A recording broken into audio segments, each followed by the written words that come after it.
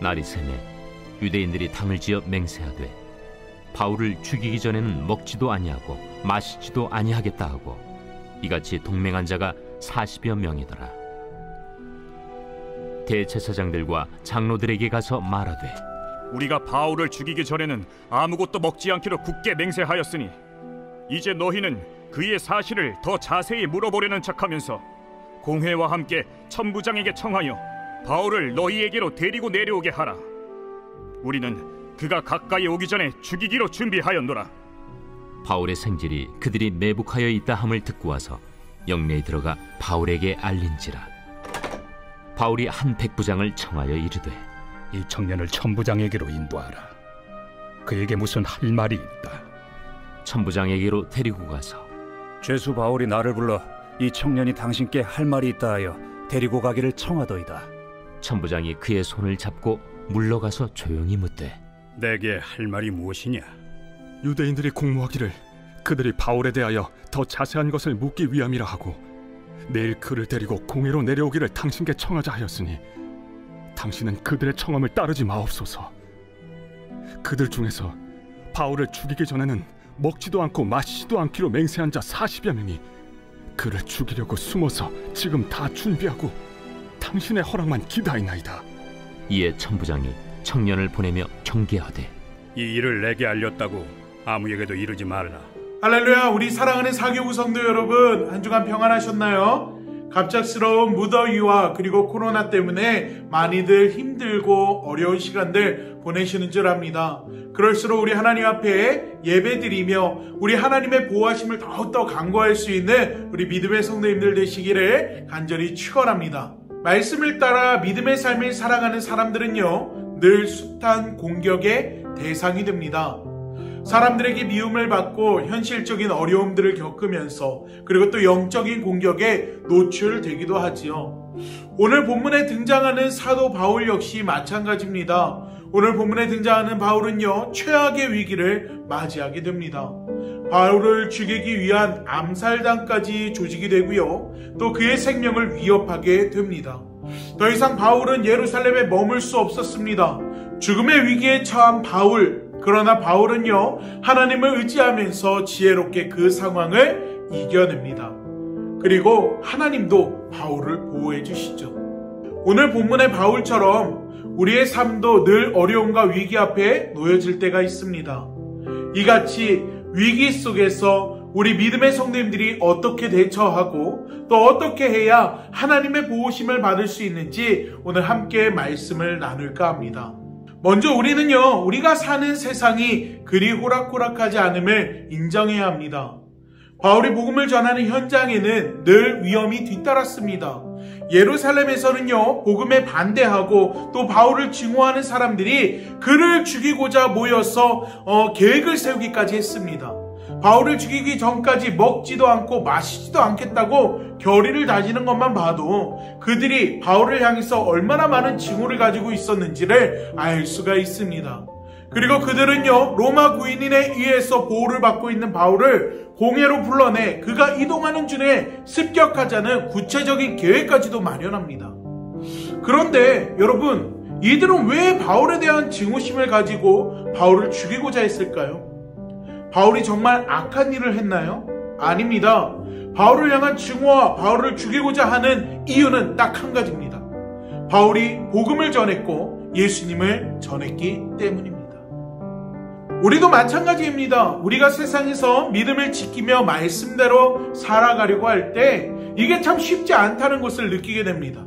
세상은요, 성경의 가르침과 모든 것이 반대입니다.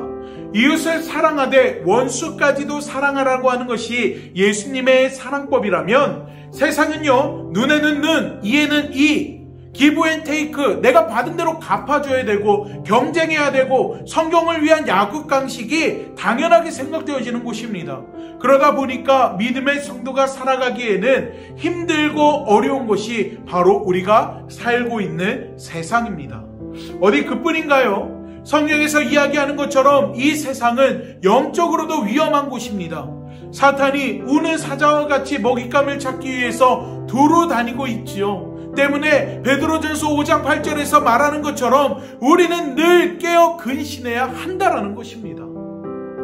그리고 하나님의 보호하심을 의지해야 할 줄로 믿습니다. 인간은요, 늘 한계가 있는 존재입니다. 아무리 노력해도 우리는 언제나 내가 할 수 없는 한계를 만나게 됩니다. 왜죠? 인간은 유한한 존재이기 때문이죠. 우리가 아무리 영적으로 대비하고 전략을 세운다 할지라도 우리는 한계라는 것을 만나고 마주하게 된다는 것입니다.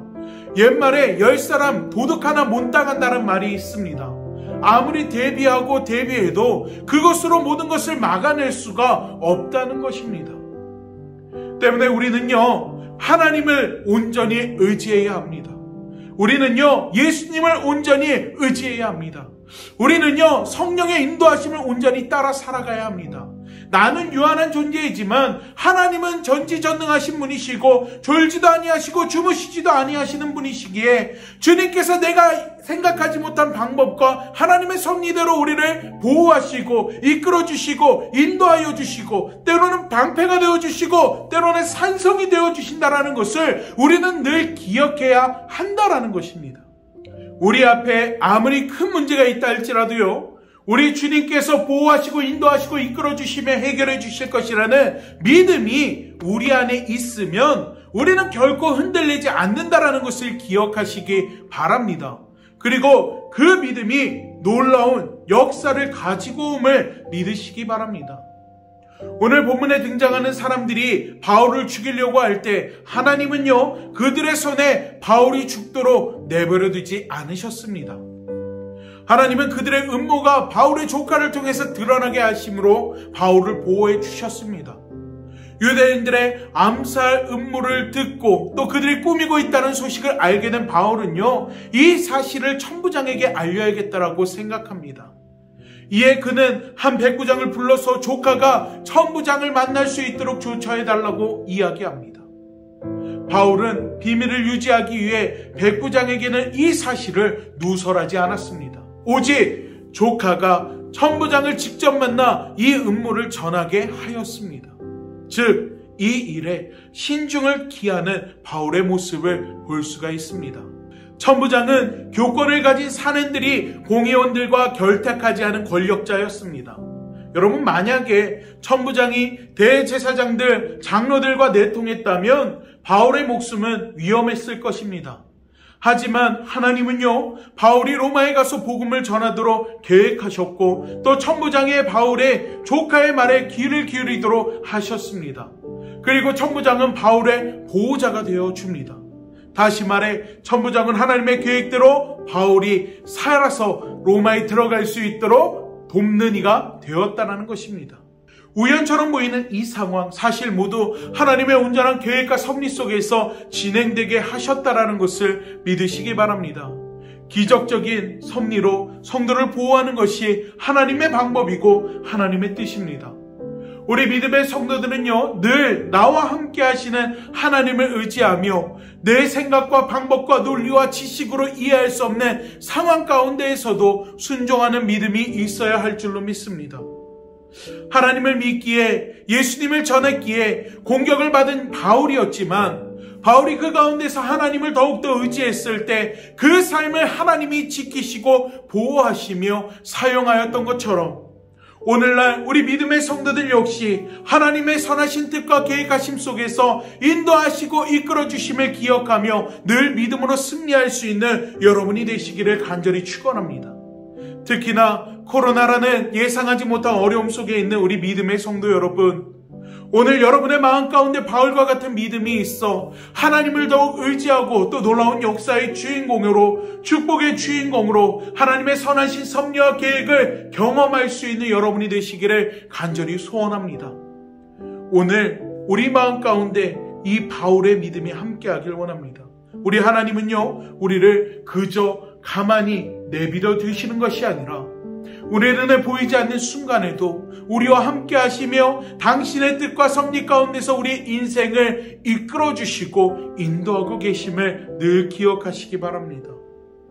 내가 생각하지 못한 부분에서 내 삶에 찾아온 수많은 문제 앞에서 무릎 꿇고 염려하고 근심하고 절망하고 좌절하는 것이 아니라 오히려 나는 알 수 없지만, 내 머리로는 이해할 수 없지만 하나님의 뜻과 하나님의 역사와 하나님의 섭리 가운데에서 성경 66권 속에 있는 수많은 믿음의 조상들을 이끌어 오셨듯이 오늘날 이 시간 이 자리 이 가정 가운데에서도 하나님께서 내 인생과 내 삶과 우리 가족에 나아갈 길을 하나님께서 인도하시고 이끌어 주시고 보호해 주신다라는 사실을 늘 기억할 수 있는 여러분 되시길 원합니다.